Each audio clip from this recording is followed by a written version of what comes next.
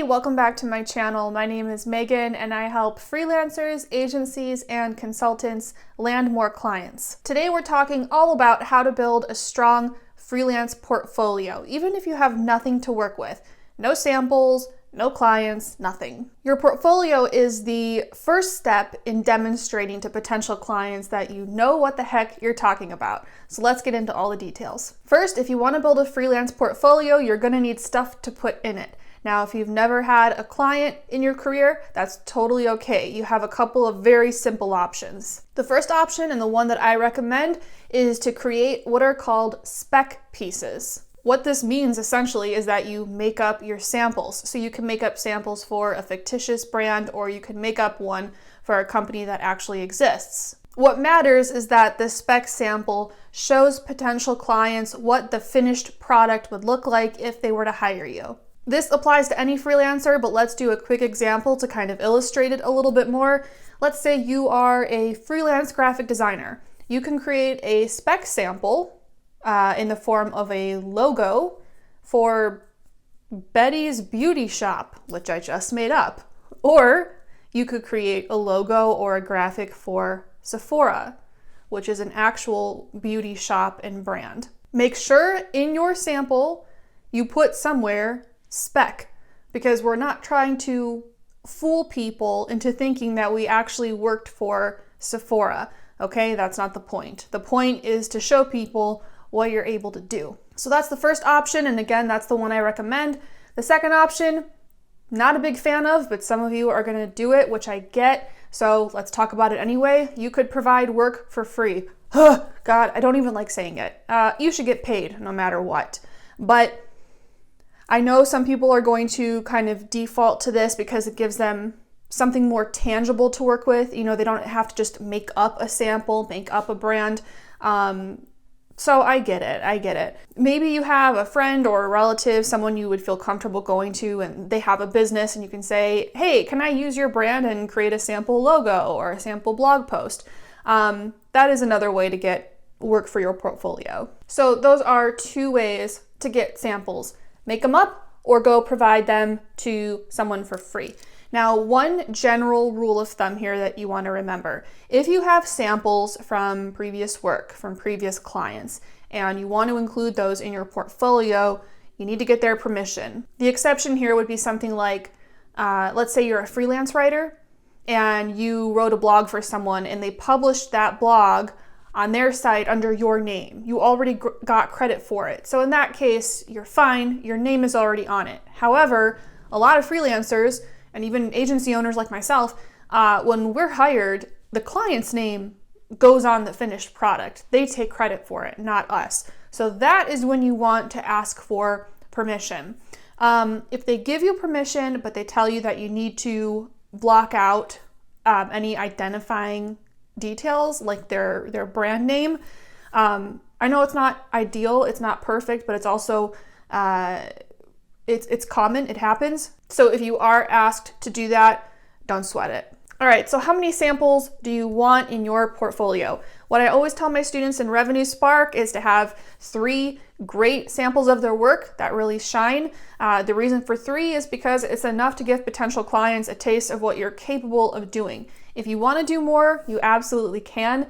Personally, I wouldn't go beyond 5 or 6 because it's just not necessary. A portfolio isn't supposed to be this huge collection of all your work. It's supposed to be a few samples that really shine, that are going to help clients understand, is this, a working relationship I want to pursue? Okay, so at this point, you know how to collect your samples, how to create them, and how many you need. Once you have that, where the heck do you put them? There's only one thing you need to remember. The most important part is that your samples are online somewhere, so that if a potential client wants to see them, you just send them the link. That's all that matters, okay? If you have a website already, great. You can add a portfolio page, give it its own separate page, and you're gonna put your samples there. If you're a graphic designer, you can put images right on that page. If you are a writer, there are a couple ways you can do this. You can put the text, the content right on the page, or if you wanted it to be a little cleaner, you could create separate pages for each of your samples. Like let's say you have blogs as your samples, so you could give each blog its own page and then link to those pages from the main portfolio page. Either one would work. If a potential client asks for your samples, you just send them the link. If you don't have a website, it's okay. Don't panic. There are plenty of places where you can put your samples online for free. You've got LinkedIn, you've got Medium, you've got Google Drive. I always tell my students in Revenue Spark to go with Google Drive. They put all their samples there, and when a potential client asks to see them, they send them the link to the document. I know you might be thinking that all of these other options might not look as professional as a website, and ideally one day you do want a website. What I'm saying is don't let a lack of a website be what's stopping you from having a portfolio. I've been doing this for a long time now. I have reviewed and hired many freelancers, and I can tell you that almost all of them have sent me their samples in Google Drive. I don't care. I just want to see what their work looks like. They could write it on the side of a building for all I care. I just want to see it. All clients want to know is, can this person deliver? That's what matters most. So if you don't have a website, don't worry. I would avoid sending samples as attachments simply because strangers usually aren't too keen about downloading attachments from strangers, which is very understandable. One final word of comfort, of reassurance. You might find yourself, as you're building your portfolio, stuck in this place of, these samples aren't good enough. I don't like them. And you might keep redoing them over and over and over again because they still don't feel perfect.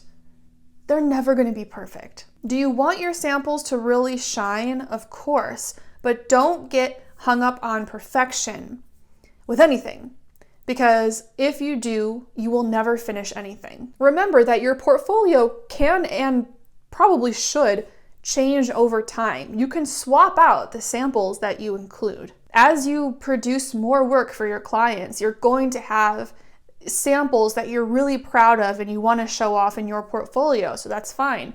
Add them in and remove a sample that you're maybe a little less proud of. It's going to evolve over time anyway, so do your best and call it a day. Move on with your life. If you have any questions about anything I covered in this video, just drop them a comment below and I will get back to you. If you are a freelancer struggling to get your business going so that you can earn more money, you might be interested in my program, Revenue Spark, the Client Accelerator. This is where I teach freelancers like you my start to finish process for landing clients. I've left that link below. You can go check it out, learn a little more about it, and if you'd like to move forward with a conversation, you can book a call with me. If you're still watching, it's because you found my video helpful, and I would be very grateful if you could give it a thumbs up and tell YouTube that you like my content.